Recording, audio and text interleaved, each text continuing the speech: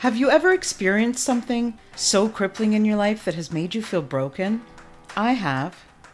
Are you someone who has a giving heart but is struggling to feel good themselves?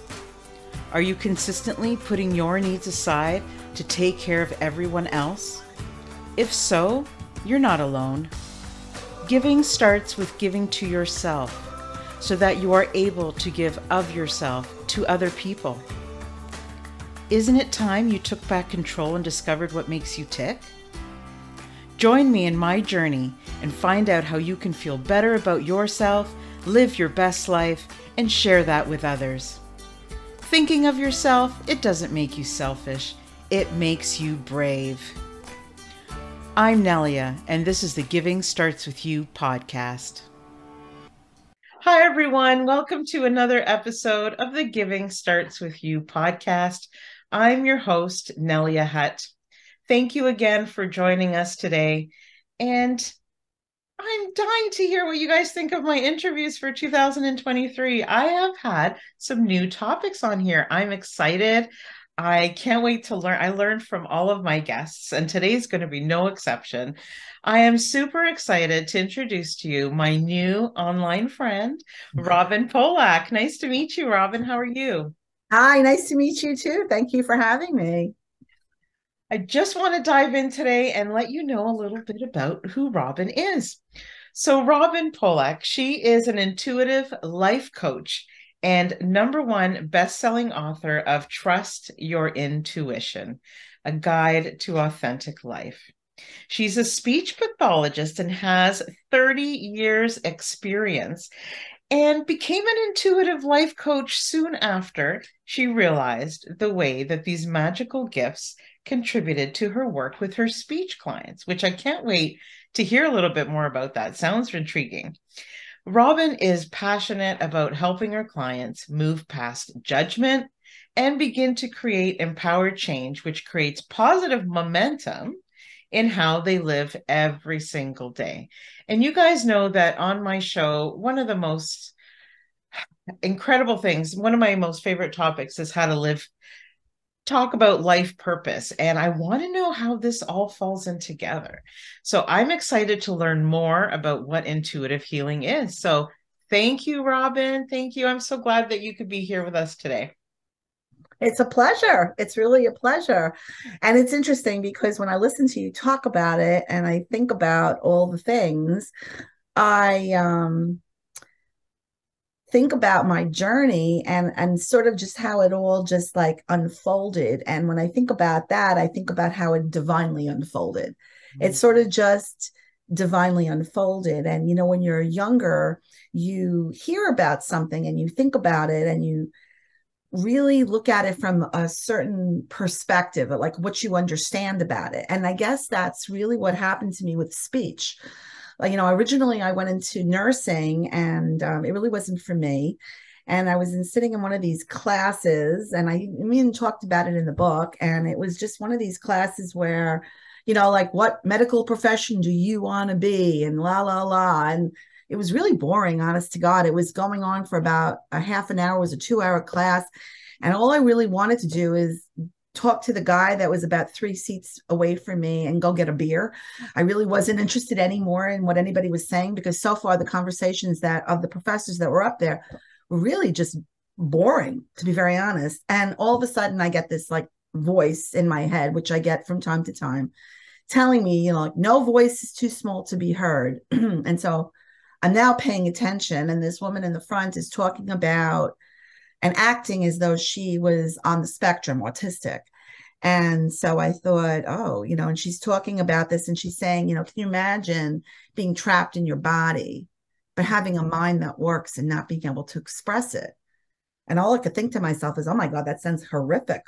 Like, could there be anything like worse than that? I couldn't even imagine. And so, like, for the past 38 years, I've been a speech pathologist, actually working with people because of that mission. But along the way, I sort of realized that no voice is too small to be heard was a very literal expression of what that was.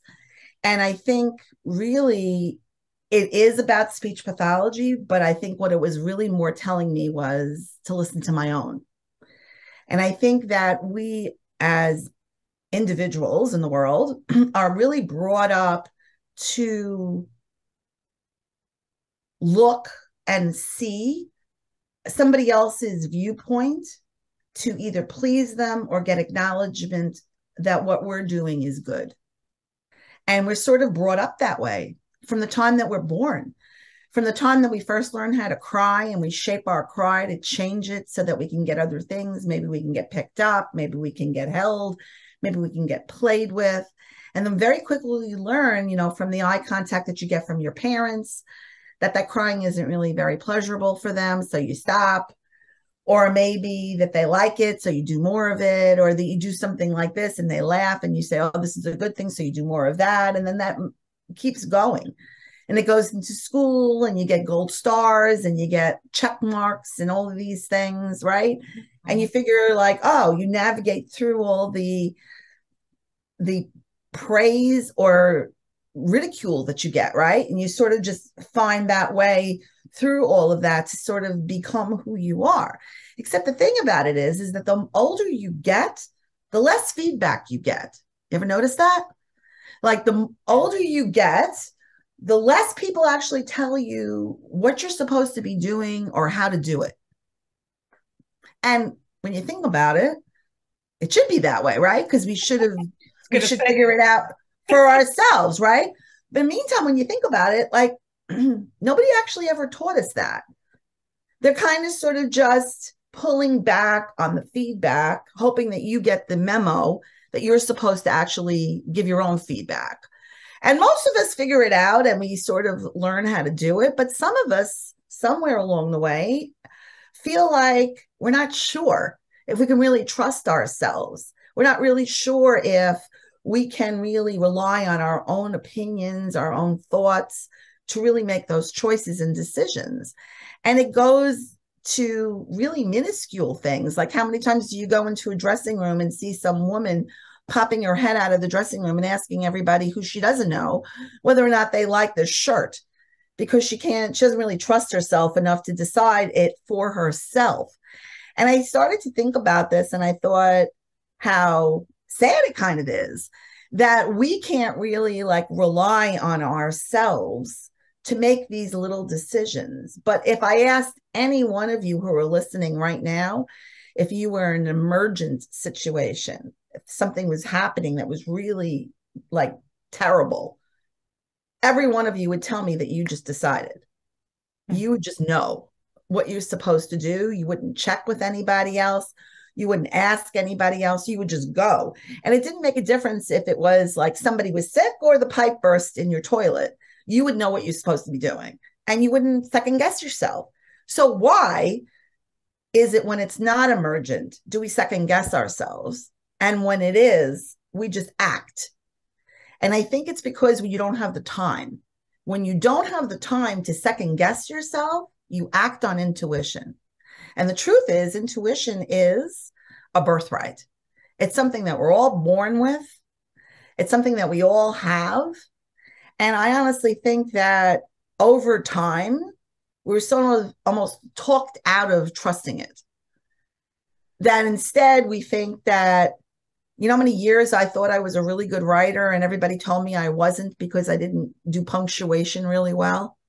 Meantime, when you're a writer, punctuation is the least important thing to do. That's why they have editors. You know, so when you think about it, so many years I wasn't writing because I thought I wasn't a writer because I never knew where the comma went. And then in the end of the day, I write the book and I wasn't supposed to worry about that. Somebody else was supposed to worry about that. So when you think about the feedback that we get and how we use that to steer our lives, maybe that's not the best way to be doing it.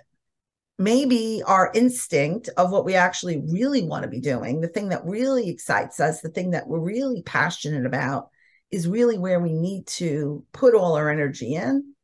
And I think when you get to a certain age, or if you are a mature person, you know, some people figure this stuff out earlier than others, right? And you sort of realize that you don't have to actually listen to all those people. But let me just tell you that the world will tell you things about that too. They'll tell you you're rebellious, they'll tell you you're resistant, they'll tell you you're crazy, they'll tell you that you're weird. When you start to not listen to what the rest of the world is doing, when you start thinking about things the way you believe it to be. And all I have to say is weird's a good thing. Mm-hmm. Weird's a great thing, because weird means that you took the time to think about it on your own and not just swallow the information that's being presented to you. So I say yay for weird. Weird is interesting. Yeah, it's perfect is boring. Weird is interesting. I always say that too. Oh my goodness, what an amazing start to this conversation. So you said so many things in there. I try to remember a bit of everything that you said. But you're so right. The way that you put it. Okay, so when I'm trying on a shirt in a dressing room, for example, you were talking about that. I think we down deep, we know if we like it or not instantly, but we're always seeking approval of other people, right? And I don't know if we're just afraid to decide because we think there's a wrong and a right, but we base our wrong and a right on other people's opinions, because why does it matter so much? So I think it's a great thing when we grow up and we don't pay attention to other people's thinking, but then we really need to step it up and learn to do it ourselves, like you said. And I think I've never really heard it said that way. And it makes a lot of sense. It really does. And, you were talking about how it's almost like we learn to be manipulative, right? When we're young. Or manipulated. Yes. Because it's like we do things based on the reactions we get, right? Yeah. And when we don't get those reactions when we grow up, then we're kind of lost, right? So I think this is great. I think we do need to But I find. have to just comment on that, and that is survival. That's built into our gene pool of survival, right? I mean, when you look at animals in the wild kingdom, they learn what to do, what not to do to keep safe. Mm-hmm. I mean, honestly, when you're a baby, learning how to read your parents, like nobody teaches you how to do that.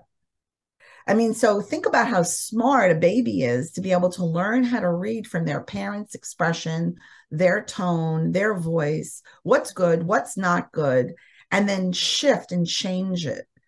Because if anybody's been around a baby, like a newborn baby, and then you go back and you meet that baby again in another month, you all of a sudden realize that baby now has like 6 different cries.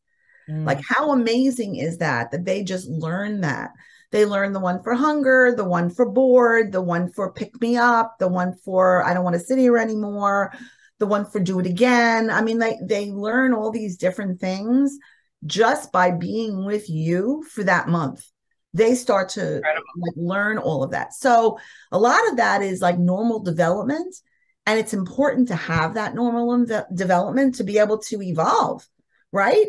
The thing about it is that somewhere along the way, we use that crutch of seeking out everybody else's approval, because the basic bottom line is that we're not trusting ourselves to make those decisions.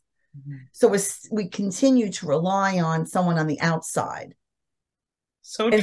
We all do what we feel on the inside. Yeah, we all do it. And it is very sad because we lose ourselves in all those years that we're doing that. Yeah, and I think it's also about I really think that the real truth of it is that when you don't value yourself as being enough to make those choices, you think that somebody else's choices are better than yours. Yeah. Wow. So intuition is part of everybody. Does it I think so. Up? Yeah, me too. Does it show up in different ways for different people? Oh, totally. Yeah. And that's why I gave you that intuitive test, because you might find it that you are hypersensitive to sound, or that you even get tones in your ear and you always wonder like what's going on. And some of you have probably even gone to the doctor and they've told you you have tinnitus and this, that, and the other thing. And that might be true. And some of them will tell you, well, I don't see anything wrong with you. Meantime, you still have this tone that happens every so often in your ear. And it's because of the way that you perceive information. It's the way that you're reading that information. Some people have it with sight, like, and not necessarily what you're actually seeing, but what you're not seeing. You get a sense of the fact that that there's something going on. You get a perception about a room that you're in, with the people that are in the room. You get a sense of what's happening. Other people do it with emotions. They can feel the emotions in a room. As you step into the room, you can sort of feel the tension. And I'm just going to tell you something. I want everybody to think for a second about a time when you walked into a party and you opened the door and you walked into the party and you're like, oh, this is not going to be as good as I thought it was going to be today. You just walk in and you feel that energy in the room, and you go, oh, well, maybe we won't stay as long as I thought, because you just sort of get the sense, the fact that it's just not going to be so great. And then there are other times you walk into a room and you get the sense that this is going to be a great time, right? So what's that? That's your ability to perceive the information. That's intuition. And you do it also with people you meet, right? You have a conversation with somebody right on the get-go. You love the person. Other people right on the get-go, you're like, I got to go to the bathroom. Like, you just don't want to continue the conversation. You're looking for a way out. And there's no reason. They haven't done anything to you. You just kind of don't really want to be there. Right? And you get this like sixth sense that this isn't for me. What people would normally call like their gut feeling. But Yes. there's so much more to that. Like we're learning right now. Yes. And it's okay if you call it your gut feeling, because it doesn't matter what you call it. You know what I'm saying? I'm like, you can call it your intuition. You can call it your gut feeling. I find that people have a hard time calling it intuition who aren't necessarily spiritual. They feel that they need to be religious or spiritual, or they need to walk around with crystals around their neck or something like that in order to really believe in the spirituality of it all. And the truth of it is that what doesn't matter what you call it? It doesn't make a difference. We have a gut instinct about pretty much everything. If I asked you what your favorite flavor of ice cream is, right now you're going to know what the flavor is. You're just going to know it. And every time you have that flavor, it reaffirms the fact that that's your favorite flavor. And you just know it. It's not like somebody sent you a memo. Nobody sent you an email. You just knew. As soon as you tasted it, that was it. That was your flavor. You just know it.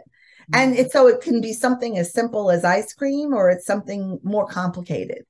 And I don't know about you, if you ever had this happen to you, but you set in motion that you're going to meet somebody for lunch, and you just get the sixth sense as you make the thing and you're writing it in your calendar, and you go, oh, it's probably not going to happen. You just know. It's not like anybody said anything or did anything different than you've done 1,000 times before, but you just got a sense of the fact that it's not gonna happen. And then it doesn't happen. You're like, yeah, I knew it. Knew it wasn't going to happen. Right? But we don't trust that at the beginning. And the only way that you learn how to trust it at the beginning, instead of like seeing it at the end, say, oh, see, I knew it wasn't going to happen. Way you learn how to trust it at the beginning is you start to make note of those things. You start to notice, oh, look at that. Like, I actually knew that.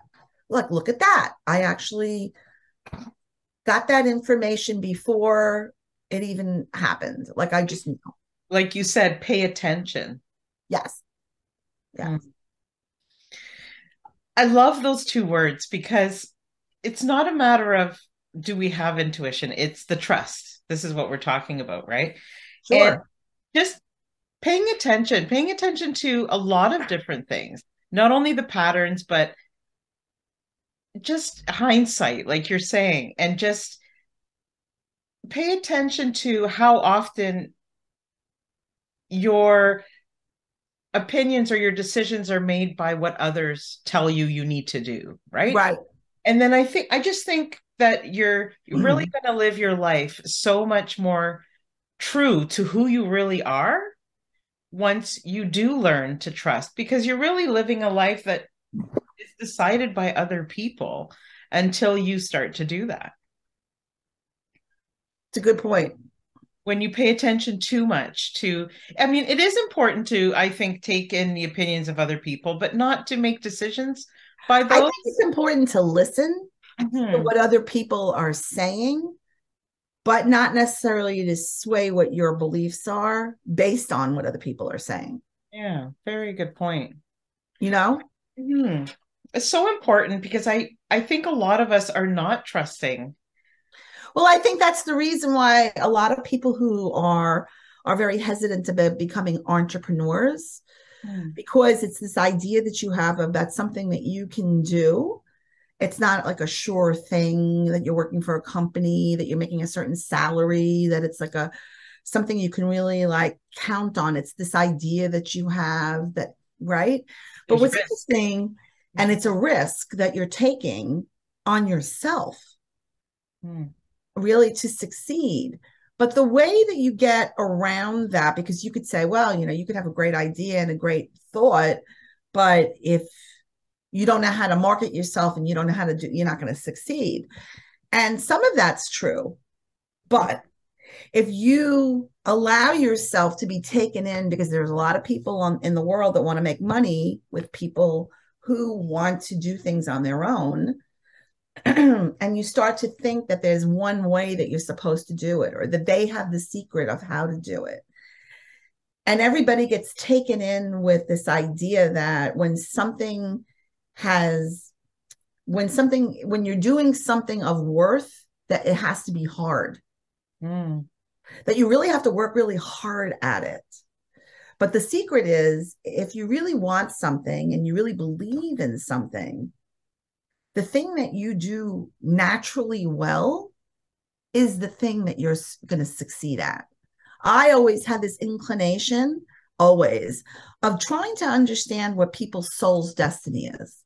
I was always intrigued by this. I was always asking people, like, I'm at Staples checking out, and I'd ask the person, oh, you're going to school, or you're going to college, or, what do you want to do? And I can't even tell you how many people would tell me they don't know. They don't have any idea. And then I would say, well, what don't you like to do? Mhm. That they knew. And I'm like, well, you're halfway there. If you actually know what you don't like, now you have to think about, what do you love? Mhm. And what do you love to do that comes easily to you? And so for me, that was a question I used to ask myself when I was in high school. And the thing that I did naturally well was talk to people. So here I am becoming a speech therapist, talking to people all the time. And then the other thing that I always did really well was just have compassion for people.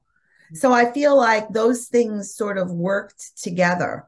But the real truth is that along the way, I realized that I was really more of a conscious guide. I used to go to stores and people would just lay their whole life out for me. I'd be buying like a pair of underwear and they're telling me their entire life story, while I'm shopping, and it's because people like that have a certain energy that people can read.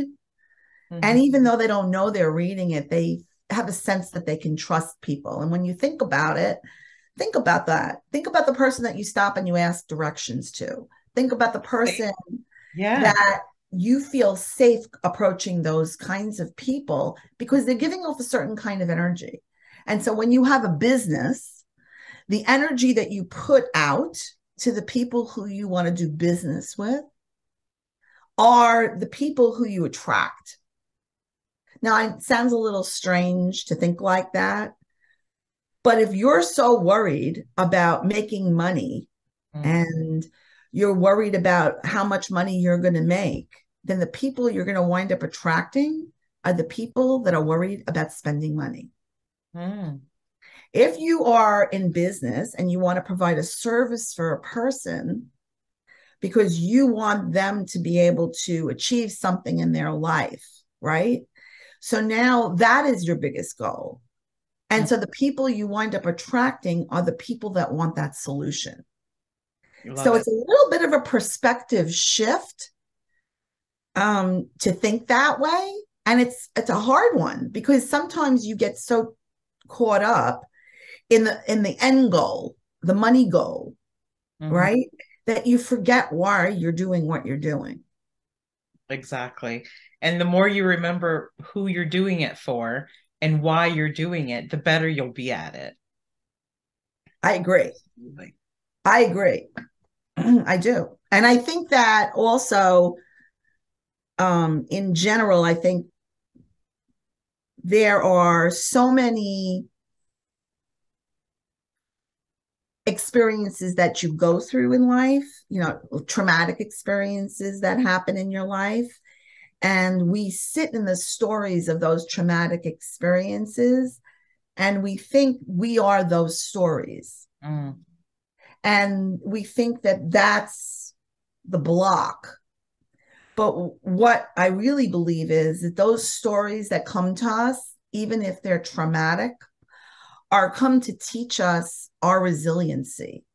Are they there to be teachers to us to show us actually how we can supersede those experiences? Because when you think about it, I used to say to my kids all the time, like, I really wish there was a way to teach you multiplication tables the same way you learn curse words, because it seems like you learn all the curse words without even blinking. But when it came to multiplication, it was like a struggle, So why is that? Why does that happen? Well, it's because there's a fascination with those curse words. People feel empowered when they use their curse words. They feel like they're rebellious, they're strong, right? So who wouldn't want to do that, right? And multiplication tables weren't so exciting. But all of a sudden, I had them standing on the top of the step, jumping down the stairs while they were doing it, or jumping rope while they were doing it. And then it became like a mission to like be able to do those kinds of things without it just being so rote. I'm not going to tell you that's the trick for everyone, but sometimes you have to get out of the equation that you're in and switch to something different. I love it because the connotation too, where we believe that if we learn the math and we do the thing, that we're going to be able to smart, and smart in our society in that age group isn't considered a positive thing. It is as an adult, everybody wants to be smart, wants to be the best at their jobs, wants to do this. But as a kid, you don't want to be the smartest one. You get picked on, you do this, you do that. So I think it's very interesting what you just said. And I think it's great that you turned it into this interesting, fascinating thing. Because the truth of it is the interesting thing is that anybody that gets put in a box, whether it be smart or whether you need a little help, both ends are not great places to be at, right? So it seems like everybody's achieving, they want you to achieve to be in the center. So then you have to ask yourself, so why would the school want you to be in the center? Well, the reason is because it's easier. It is harder to be a teacher of a child that doesn't learn the same way as 80% of the students in the classroom. They have to break it up and do it a completely different way for you. That's challenging. Yeah. Also challenging to be with a student who's extremely bright, who figures it out way ahead of the curve. Now, what do you do with those kids? So middle is perfect for a teacher. And I'm not saying teachers aren't great people. I'm not saying that they're not wonderful. I love teachers. There's nothing to do with that. But the truth is that it works. It's true. Society has created a situation for teachers that they have to turn the information out. They have a certain amount of, they have a quota, just like everybody else does in corporate America, that they have to teach the kids what they have to teach. And when you think about it, even the reading programs, math programs that they use, whatever they do, they look at what the middle ground can achieve. Yeah. They're not really looking at what the high achievers can do or what the kids that are a little different can do. And the kids that are different, that can achieve it, are led to believe that they're not smart, are led to believe that they are challenged, or whatever other wonderful words you want to use. But the truth is, they just see it a different way. Exactly. Just the same way as the kids that are fast. They're not learning it the same way as everybody else either. It's just they figured out their own system and they figured it out quick. So I love the example you gave with the multiplication, because I think we, as parents, we need to teach our kids to do that and to trust ourselves. And so I wanted to ask you a little bit about your book. So sure. Did it just get released in September of 2022? Yes, September 9th. Okay. And awesome. The Audible book, the actual Audible book was just released last month. So well, congratulations. Thank you. Thank you. So now you can listen, or you can read it, or you can do both. It's it's really cool. Can you show us the book again for those of us my that pleasure. are watching? I love that. Tell us a little bit about what the book, like how the book is read, like how you go through the book. Is it your story, or is it? Well, it's my story, but it's not really written like a biography. It has 44 chapters. And when I say 44 chapters, some chapters are just like a page. And some of them are a couple of pages. And what I did was each chapter, the title of the chapter is a channeled message. And so when I first started writing this book, what wound up happening was one day, and I told the story in the book, I just sat down and all of a sudden I was just writing. And I don't know, 3 hours later, I had these 44 headings. And I thought that was my book. I thought I was done. Done! And then my coach said, well, I think maybe you could write something more with them, maybe like some personal experience or something that happens with them. So in each story, in each one, there's a channeled message. There's a title.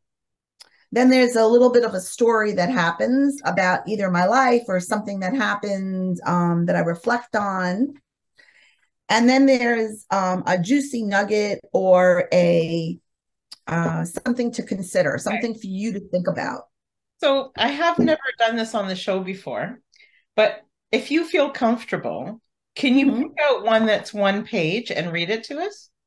Okay, so now I have to find one. If you're, well, we can continue to talk, but if you're comfortable with that, I think it would be really interesting and give people a real taste for, just one of the shorter ones. But I think it's, writing a book is huge. I also wrote a book in 2021.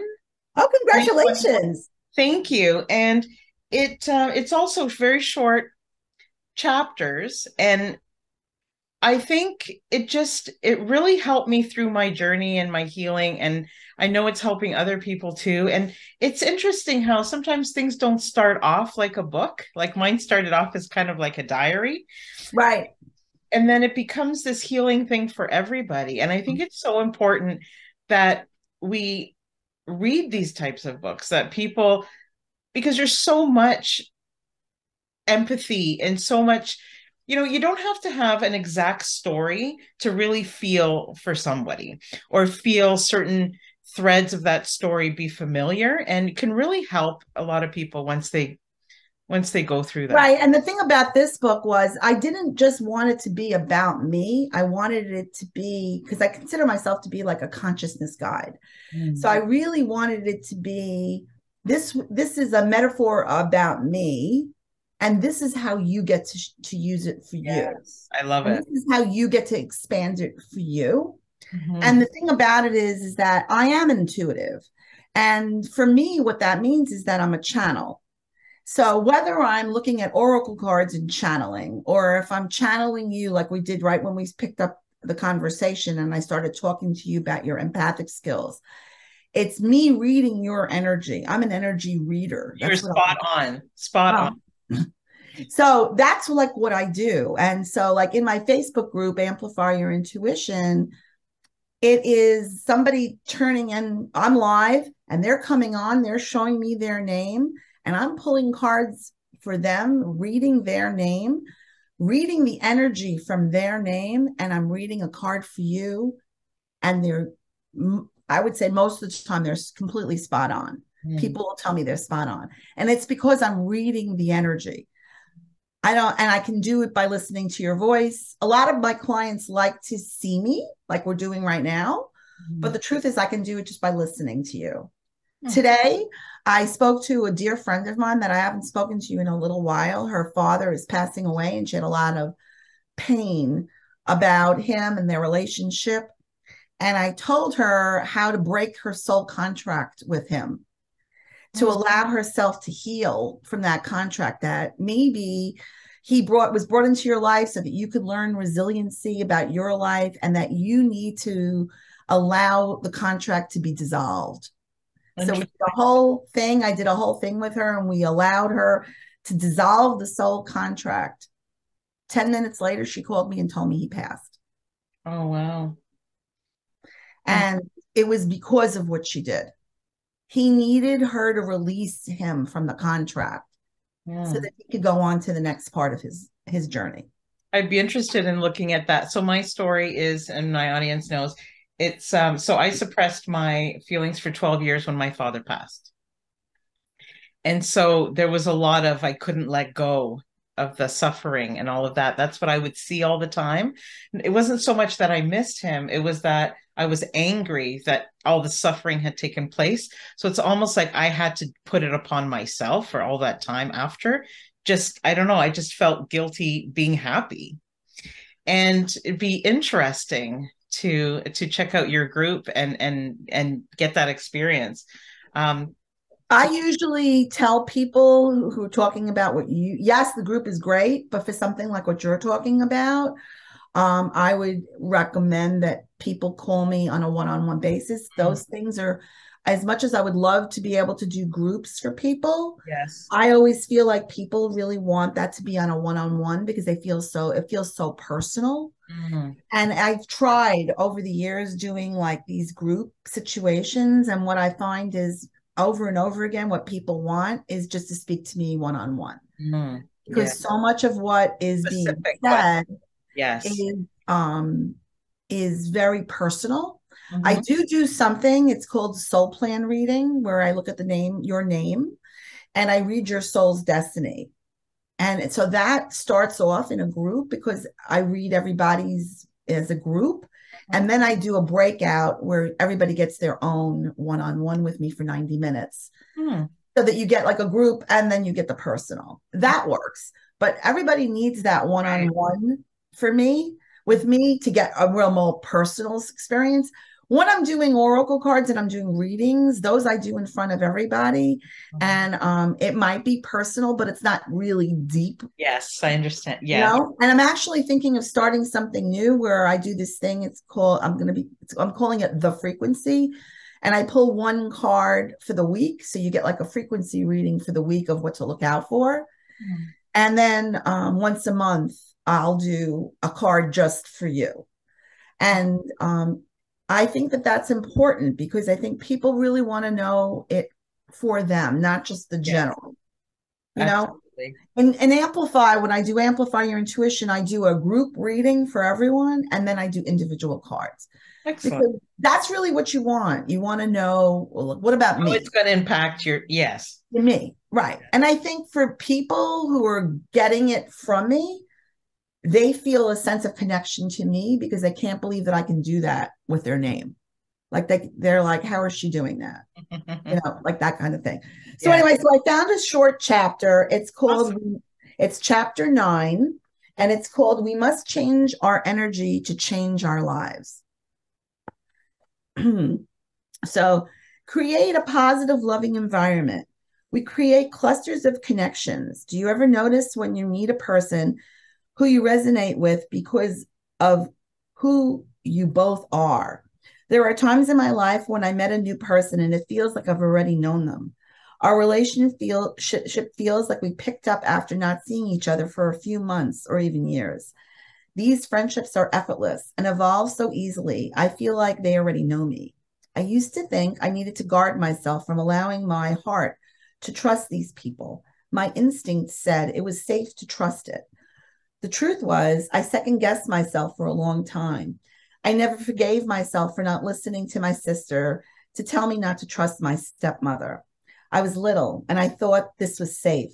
It was a difficult relationship.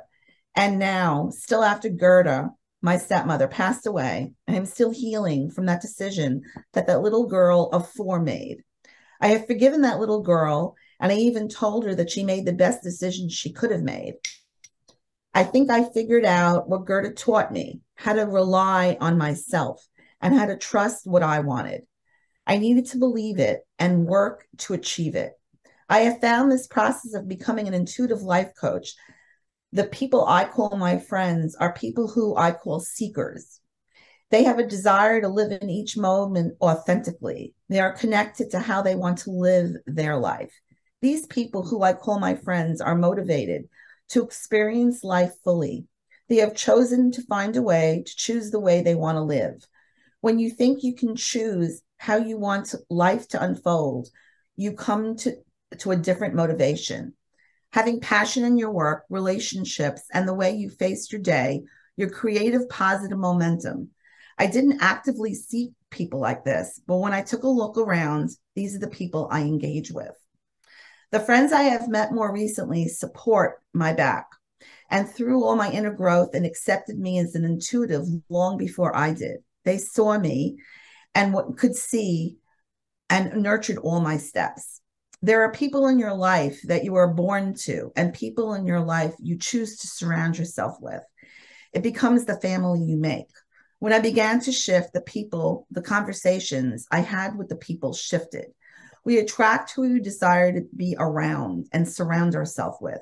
The people who you are with should also allow you to be your most authentic self. So this is a channel, which I write in each chapter. Channel. Giving permission, which is a message that I get from my spiritual guides. Giving permission to allow yourself to step into who you believe you desire to be is your shining moment. Where are you? Get to clear who you simply are without holding the energy of how by doing that. You may not be holding energy for other people in your life. We are the door. But the truth is, my sweet, you are holding their energy for too long, holding them captive in their own immaturity and fear of owning what is theirs. It is theirs. It is their burden. It is not yours to carry, and gently give it back to them with love and compassion, to hold them most capable of being and able to manage to see their own soul's destiny through. To see and release. I don't know if you hear all that dinging. Do you hear it? So when that happens, I'm not touching my phone or anything, or my computer. That's the angels acknowledging that what I'm saying is accurate. What I'm saying is true. So that's their way of chiming in. It is part of their life's work and life's destiny. Continue to hold it for them. Prevents them from feeling the pain and releasing the judgment of all the years they've had onto holding their value against what they were doing. Instead of seeing what their value was, who they are, we are the reapers of the earth and of the planet. The energy that we hold attracts energy to us that are like your energy. It is no longer to attract people who you can show your worth to. Your energy is now to attract people who discovered or want to be discovered on their own. And the affirmation for this chapter is, in every moment, you have to have compassion for who I am. And the inspiration that is that abundance actually lies within. That's so beautiful. I'm so happy I asked you to do that because I could tell, it's not just the writing is beautiful, but it's the feeling and it's just grounding and it's just so beautiful. And you learn so much. and really makes you pay attention. So thank you for sharing that with us. Oh, it's my pleasure to read it. And I, I get people all the time tell me that sometimes, and when you read this, when you get this book, I tell people you don't have to read it in order. mm, You can go to the back of the book and you can look at the affirmations and say, gee, what do I need to learn today? How to get unstuck, acceptance. And then you can go to that chapter. Or you can go to the front and read the title and say, oh, this is what that's doing it for me today. And you just turn to that chapter. There's not particularly, you can go any which way you want, read one trust your chapter. instinct, trust Yeah, your intuition, just open. yes, right, exactly. Just pick wherever you want to go. Right. Oh, that's And you great. might find you never read a specific chapter. Like that happens. People will read like chapter 9 10 times, but they won't read chapter 22, and that's okay. That's great. That's wonderful. It's going to help a lot of people. So thank you. Thank you My for. pleasure. I have one more question for you Sure. before we get ready to end our conversation, sadly. Um, Well, what? you can call me. Yes. I gave you that free intuitive test, and on the bottom of it is a reading. So if you want one, you just have to call me. Excellent, excellent. And yes, if we haven't mentioned it already, I'm just going to give you guys I'm just looking for the link here, or maybe you have it on the top of your mind for the quiz. Can you give us, if anybody wants to go and check out the quiz? I will give you the link in the chat. Just a second. Yeah, because I'm looking for it as well. But I Um, believe it's your name, Robin S. Pollack.com/free dash quiz. um, yeah, hang on. I got it right here. So I'm just going to give it to you. No problem. Oh, I found it here. Here it is. Yeah. Wonderful. And I'll put it all in the show notes and you guys go and check out her free quiz. It's like a 5-minute quiz. So it's not going to take a lot of time. It's fun. Yeah. Yeah, Yeah. for sure. That's awesome. Now, one of the questions I have, or my final question for you tonight is, sometimes I find that when we finally give permission to ourselves to give something to ourselves, it changes everything.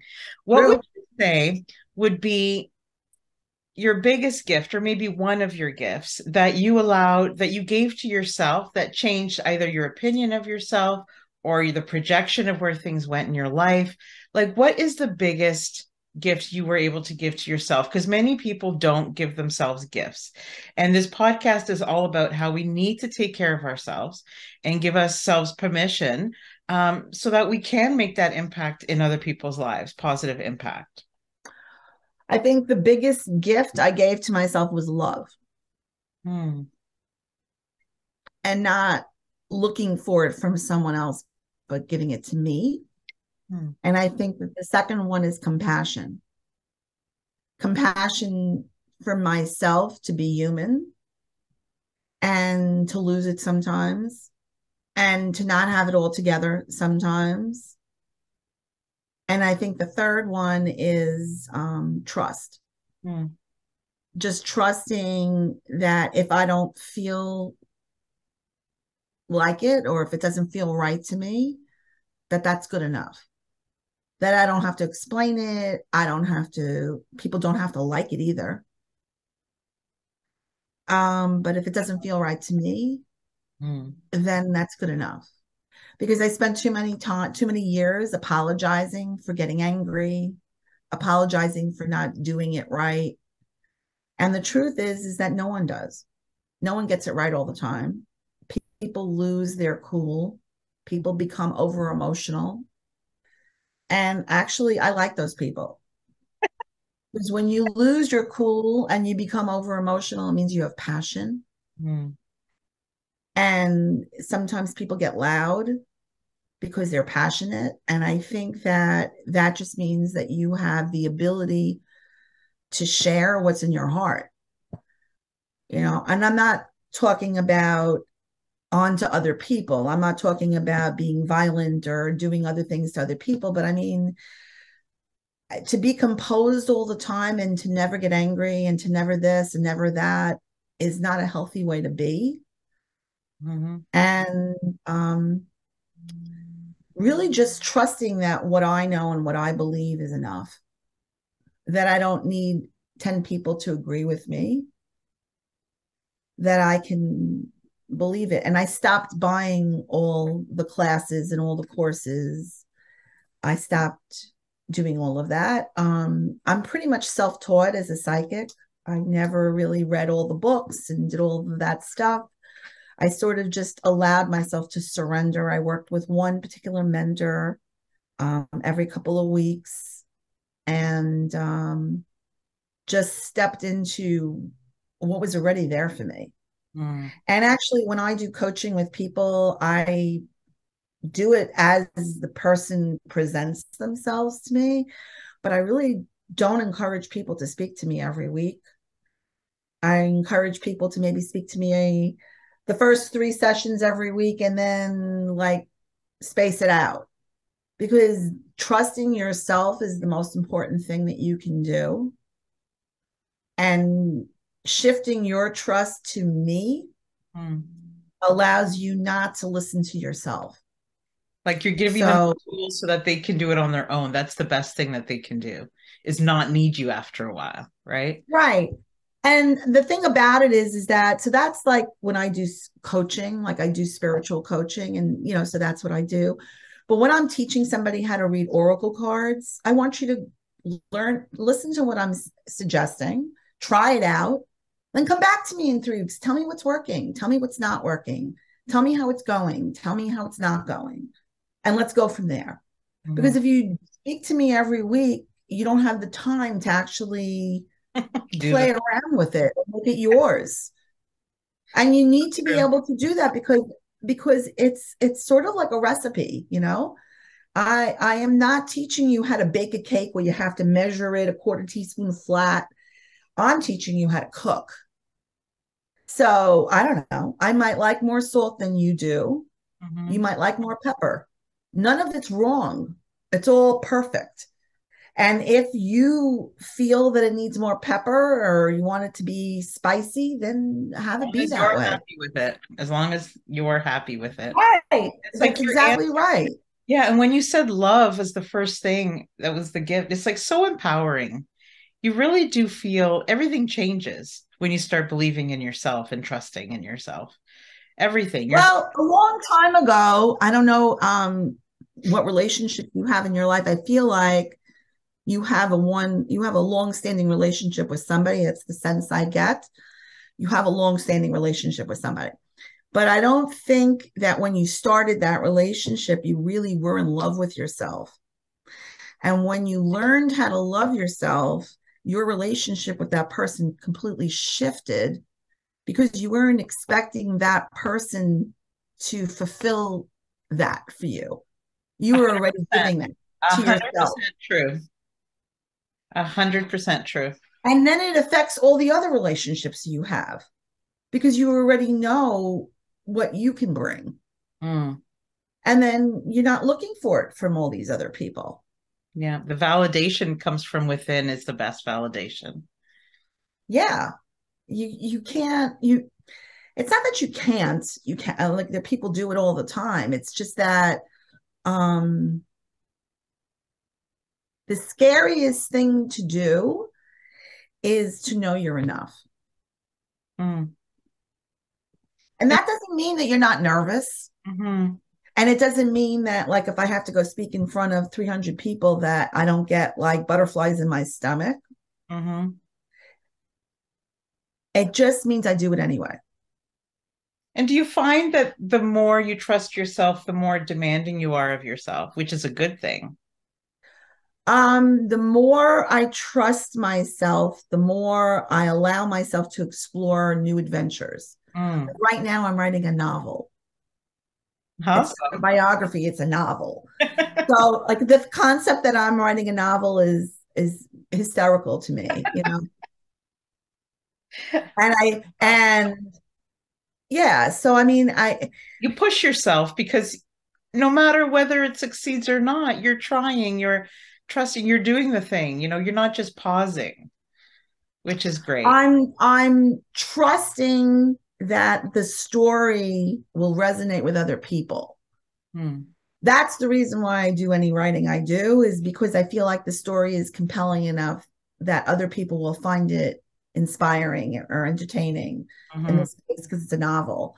But even within a novel, if you think about it, I don't know if you guys are readers, but even a novel has an underlying message.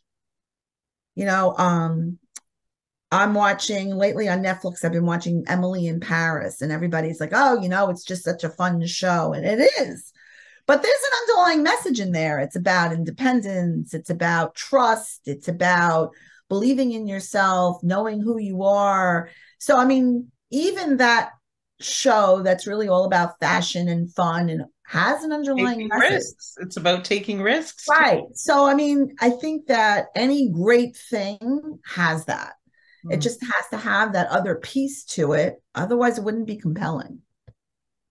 Thank you so much. I really enjoyed our conversation today. I did too. And I hope I get to speak to you when you call me and ask me. You know, it's funny. I'm doing this, I'm recreating my website. And one of the things that I decided to do was make a menu of all the things that I do, because I do so many things. And I don't really like to call myself anything other than an intuitive. And the lists, there are people who give you lists. I'm a Reiki master and this and that. And I'm all those things.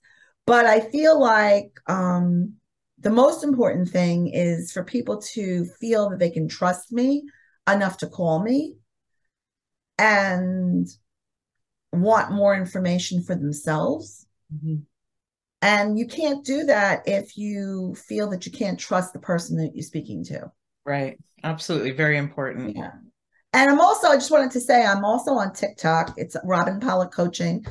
And I have channeled messages on there and stuff like that if anybody wants to just listen to anything that I've done. So just letting you know. That's great. So that's great. Yeah, I'm going to put all the links up for everyone to check it out. Thank you. Yeah, thank you so much. I look forward to it. It's been a pleasure. Really has been a pleasure. Oh, I'm so glad. And yeah, I can't wait to check out your book. It's beautiful. Oh, I see a doggy there. I love That's dogs. my Cooper. Here, let me see if you can come up and say hi. Hi, Cooper. If you want to see Cooper, you guys have to watch on YouTube because you can't see him on the audio version. Oh, he's beautiful. And just to let you know, my intuition brought me to him. I found him on Instagram. Really? Yes. I found him on Instagram. I fell in love with him. I contacted the breeder who was in Ohio. And we met, and I was gonna like, oh, it's 10 hours away from where I lived. My husband's like, oh my God, that's too far. And my daughter's like, ask her, she'd meet you in the middle. And I did. And she said yes. And we have Cooper. That's awesome. And we got him a week before COVID happened. Oh, perfect. Perfect. He just needed that home. Oh, that's amazing. The COVID pup. I'm sure he got lots of love during that time. Oh my God. Yeah. That's amazing. Yeah. Well, it was so wonderful to speak to you. I hope you call me.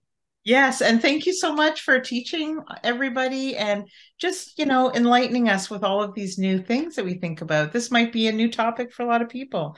But like you said, we all have intuition. We just need to learn to listen to it. Yeah. To trust it. Trust it. Not just trust it when the pipes break. When someone has a fever. Yes. Thank you, Robin. My pleasure. My pleasure. Thank you for tuning in to this week's episode. If you enjoyed what you heard, please subscribe or leave a review. See you next week on the Giving Starts With You podcast.